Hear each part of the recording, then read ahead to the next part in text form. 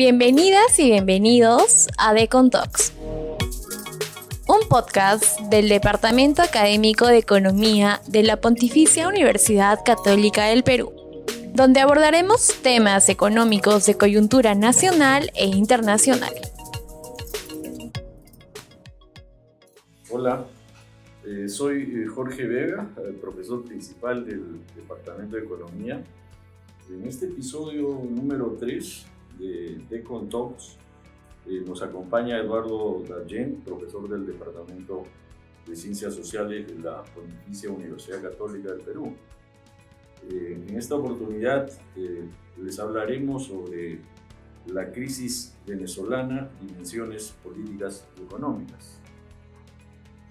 Muchas gracias por la invitación, Jorge, muy contento de estar aquí y qué bueno que el departamento esté haciendo este tipo de conversaciones donde cruzan temas de economía, política, en este caso el tema tan importante.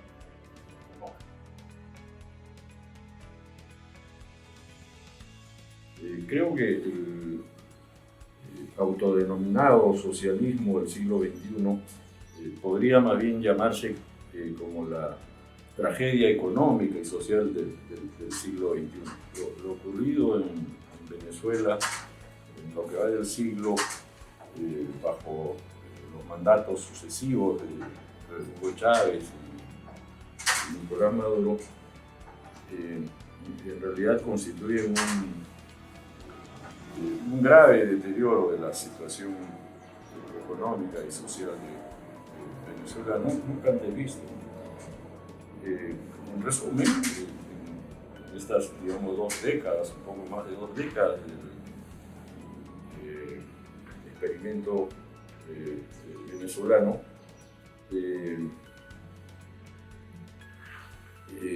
han ocurrido los siguientes hechos, ¿no? Ha habido una destrucción de las instituciones democráticas, se ha instaurado una dictadura en el país. Ha habido destrucción de numerosas empresas y actividades económicas, desempleo masivo de la población, reducción aguda de ingresos, aumento de la pobreza, pérdida de libertades económicas y políticas, corrupción pública y privada generalizada nunca antes vista, tal vez en ningún otro país de América Latina, por lo menos en la historia más reciente.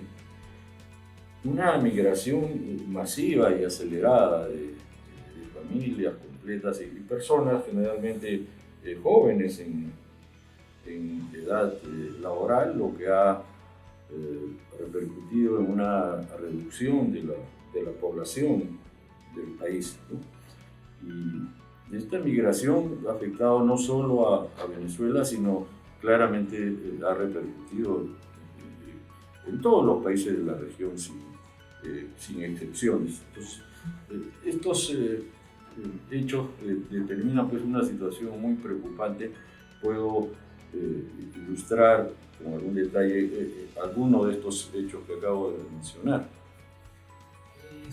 Bueno, de la ciencia política es el campo que creo que puedo aportar a la conversación. El caso de Hugo Chávez es muy interesante, y luego Nicolás Maduro, trágicamente interesante, lamentablemente, porque es un recordatorio de una vieja forma de construcción autoritaria, que es el populismo, ¿no? Es un gobernante que llega al poder, como todo populista, no llega al poder solo por su habilidad, sino llega al poder cuando han fallado varias cosas del sistema, ¿no? Llega al poder colándose en un espacio grande de desprestigio de los partidos tradicionales que habían gobernado Venezuela por mucho tiempo, con ciertas virtudes, pero también con bastantes defectos. Habían dejado un sector de la población fuera de ese pacto de gobierno, personas que buscaban alternativas y formas de ganarse la vida en un país muy rico en términos de petróleo. Y Chávez entra en ese desprestigio y gana la elección en lo que es primero un discurso de cambio reformista, pero que se cuidaba de no aparecer, porque hay un contexto de problemas económicos también, y aparecer como un radical. Sin embargo, ya en el poder, ese radicalismo que lo tenía de sus propios trabajos lecturas previas. Él había sido un militar golpista en cierto momento, con un discurso muy fuerte, muy populista. Desde el poder se encarga a construir un régimen, ¿no? En el cual se mantienen algunas formas democráticas, por eso es que hablamos en ciencia política de este fenómeno de los autoritarismos con elecciones, ¿no? Se habían visto en México, en África, pero en este caso todavía abriendo un poco más la competencia, dejando ciertos espacios para libertad de expresión, y de esa manera, por su altísima popularidad, usa la democracia para ganar legitimidad, para luego ir cerrando la democracia, ¿no? Los gobiernos de Chávez además tienen la ventaja de recibir, de estar situado en el momento preciso para lo que fue el aumento del precio del petróleo. Entonces desarrolla una economía de supuesto bienestar, pero basada en excesos económicos. No era un sistema sostenible, pero de nuevo, esos recursos, ese poder le permitió cerrar el régimen, ¿no? Y ganarse además un montón de adeptos por medio de subsidios, trabajo con sectores más pobres, vulnerables. En un momento hay un impacto en la reducción de pobreza, pero no era sostenible. Cuando el régimen se muerde la cola, cuando ya ha destruido a la empresa privada, ha sacado inversiones de Venezuela, pero además logra algo que es como matar a la gallina de los huevos de oro. Había una institucionalidad petrolera que manejaba no diremos virtuoso sistema del petróleo, porque siempre ha habido un problema en Venezuela de depender del petróleo, pero sí un virtuoso manejo de las rentas del petróleo, digámoslo así, con una empresa estatal bastante profesional. Chávez se mete a la empresa estatal del petróleo y termina de romper las instituciones buenas que podía tener Venezuela. Como digo, no quiero decir que una renta petrolera concentrada era algo bueno, pero digo que el manejo del petróleo tenía cierto profesionalismo y se pierde. Y de ahí en adelante, ya con precios fluctuantes del petróleo, con caída de los sectores productivos, con expropiaciones, con ausencia de seguridad jurídica, lo que viene ya es un fenómeno político mucho más complicado, porque el régimen, ante esta pérdida de apoyo, de popularidad, tiene que comenzar a cerrarse más, a buscar más a sus fieles, a perseguir a los opositores todavía más, y se genera ese fenómeno que mencionamos, la migración masiva por fuera de Venezuela, ¿no? Porque Venezuela es una absoluta tragedia, es como combinar los males de diversas sociedades todas en una, y con un régimen que se ha ido cerrando, ya con Nicolás Maduro, es abiertamente un autoritarismo, y hemos visto recientemente que sin ninguna vocación de eso también poder. Sí, efectivamente, tú has mencionado algo que yo también he notado, que es un aspecto bien importante que a veces se soslaya, que se refiere a la pérdida, a la destrucción de la institucionalidad, y dentro de esa pérdida de institucionalidad está la violación del principio de la propiedad privada, ¿no? y las libertades económicas. Una cosa que empezó a ser contrariamente a lo que Chávez había ofrecido como candidato, de tener un sistema democrático respecto a las libertades económicas, e incluso llamaba, había dudas, si era no sincero, pero él se esmeró en decir que iba a respetar la inversión privada, hizo un llamado a los empresarios de todo el mundo que vengan a invertir a Venezuela, pero hizo todo lo contrario. Desarrolló un proceso de expropiaciones, o más bien confiscaciones muy arbitrarias, a sola voluntad, ¿no? Sin mayor detalle o rigurosidad jurídica. Y lo que se hizo en Venezuela es expropiar y confiscar numerosas empresas privadas que fueron entregadas a sus partidarios o a los militares para su administración. Y lo trágico es que quienes recibieron la administración de estas empresas no las hicieron producir más, sino las saquearon prácticamente, ¿no? Y eso es parte también del proceso de corrupción y lo que en la literatura se llama una cartelización, porque sectores económicos privados eran entregados a militares de las distintas fuerzas o a políticos ligados al chavismo.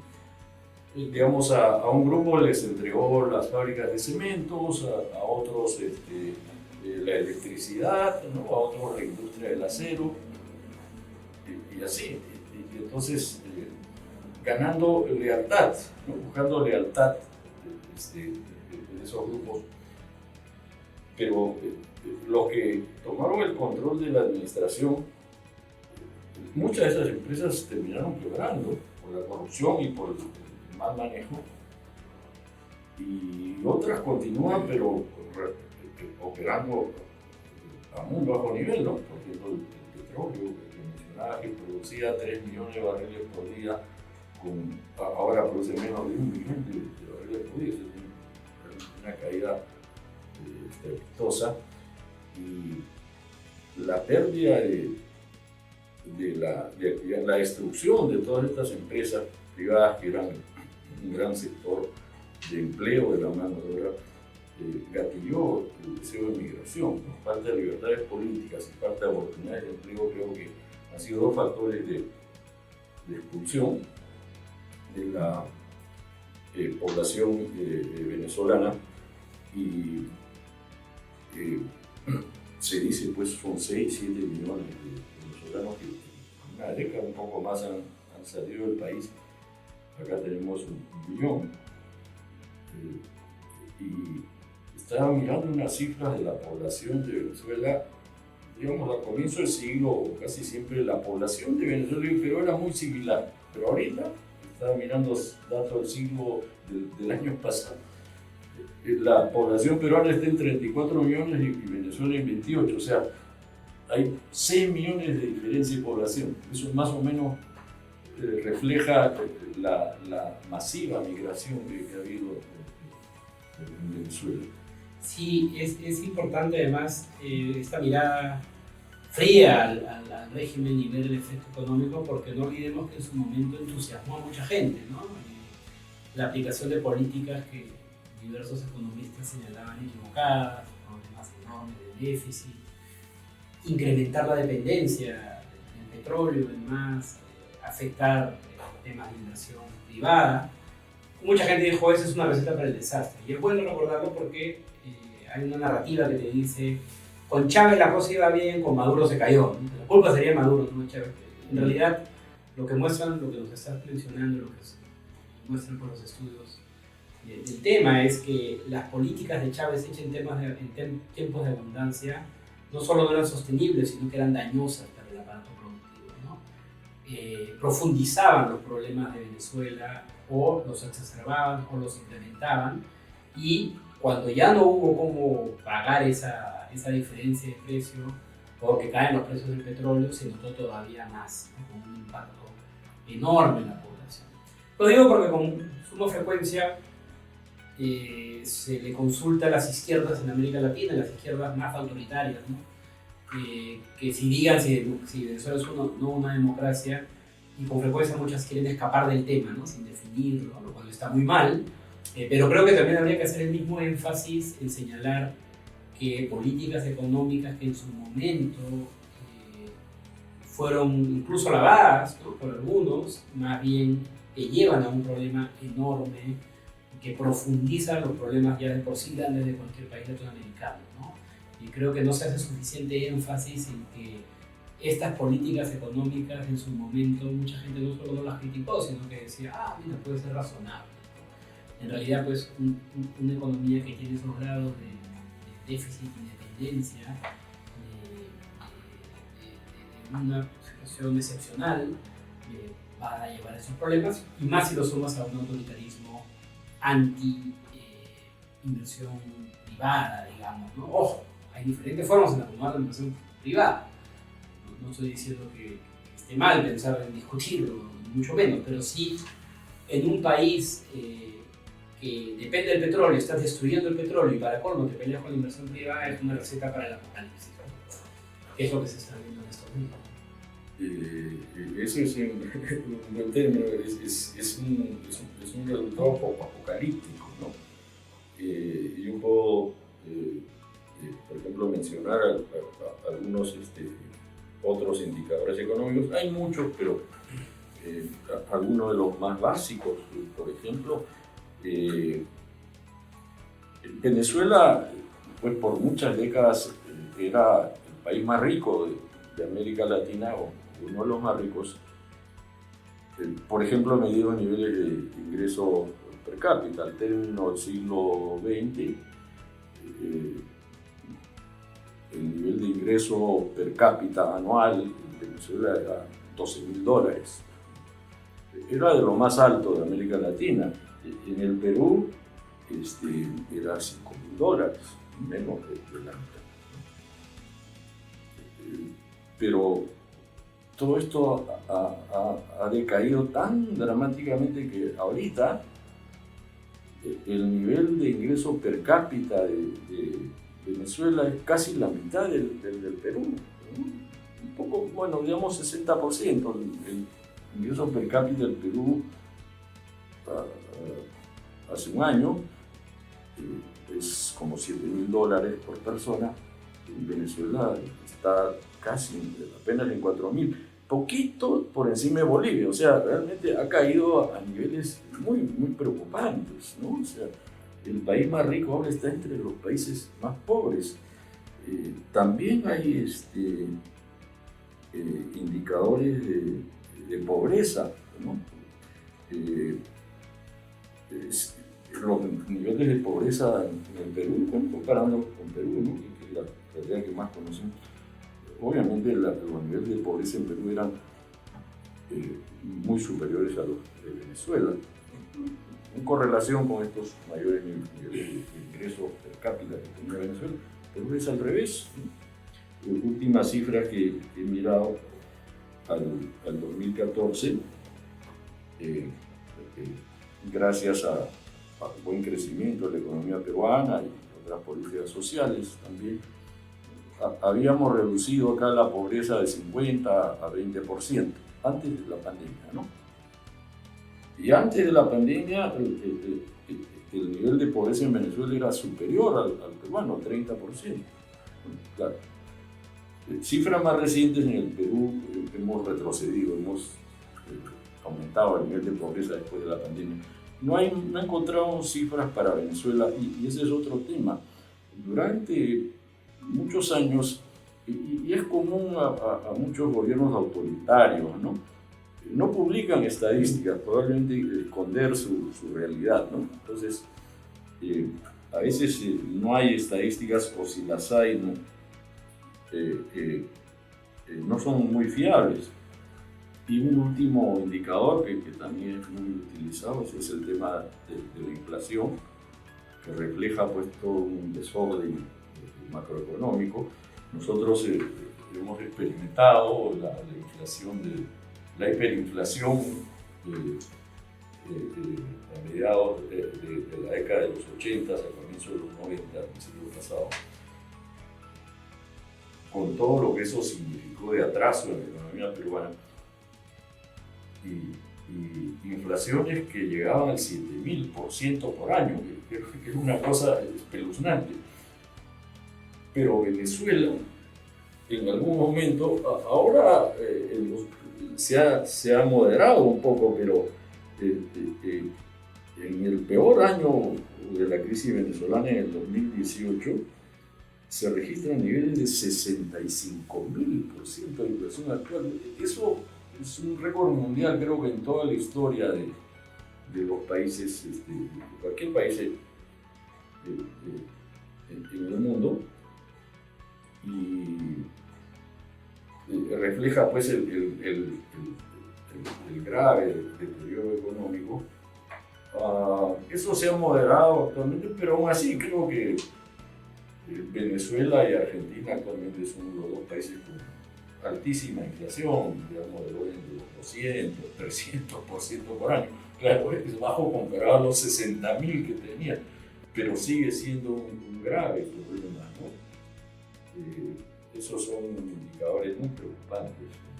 Sí, y bueno, y tal vez para cerrar por la parte política, sin visos de salida, ¿no? Porque es un régimen que se ha ido cerrando cada vez más. Ya las elecciones queda claro que a pesar de perderlas, al controlar todos los órganos de gobierno, incluidos pues, los electorales, pero también la Corte Suprema, no hay forma de cuestionar los resultados que ellos señalen, a pesar de que hay abundante evidencia de que las elecciones las perdió Maduro. Simplemente han dicho que no, que las ganaron, y así lo dice la Corte Suprema y se acabó.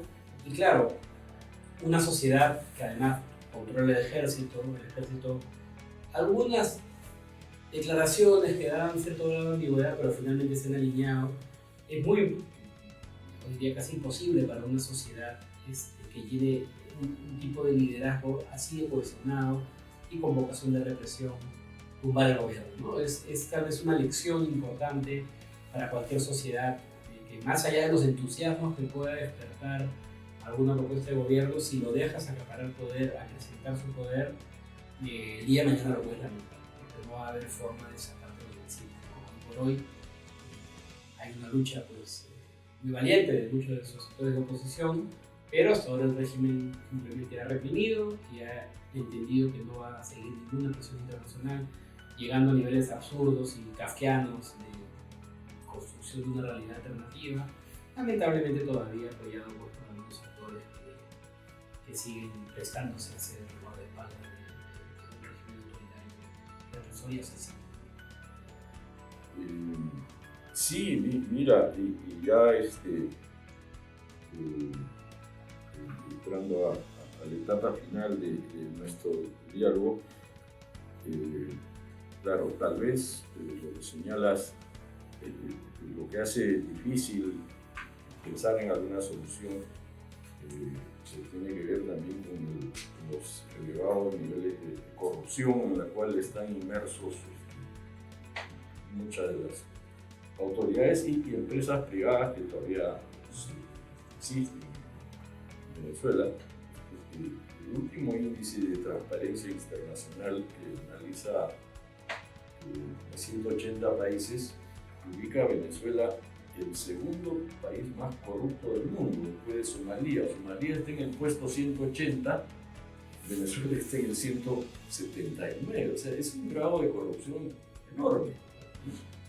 Bueno, en Perú tampoco estamos tan bien en ese ranking estamos creo en el 120 de 180, pero es más grave la situación de Venezuela. Y bueno, pensando en soluciones en ese contexto político, de crisis económica, de crisis moral, bueno, las soluciones no van a ser fáciles. Yo creo que es fundamental el retorno a la democracia. No veo factible ninguna solución a los problemas económicos simplemente en este régimen. Tiene que haber un retorno a la democracia que en cierto modo hay que reatraer a la inversión privada, ¿no? Hay que retornar a las libertades económicas, porque muchas de las actividades económicas del comercio exterior, los sistemas de precios están controlados. Es un sistema de economía muy estatista, y uno espera pues que en ese contexto y la reducción de la inflación, que es un problema difícil de resolverlo, pero en un contexto así, eso debería facilitar el retorno de buena parte de la migración que ha sufrido Venezuela. Necesita que regrese su fuerza laboral y que las familias se reunifiquen, y eso es parte de toda solución viable. Digamos, si uno piensa en alguna solución, tendrían que darse esos elementos. Sí, muy difícil por el nivel de cerrazón del régimen. Por el lado optimista, sin embargo, una vez que se inicia, el impacto es rápido, ¿no? Porque evidentemente va a haber una búsqueda de reconstrucción de integración, ¿no? Pero romper este tipo de control va a ser muy difícil. Muchas gracias. No, gracias Jorge por la invitación. Gracias por escucharnos y no olvides seguirnos en nuestras redes sociales como @decompuc. Nos vemos en un próximo episodio.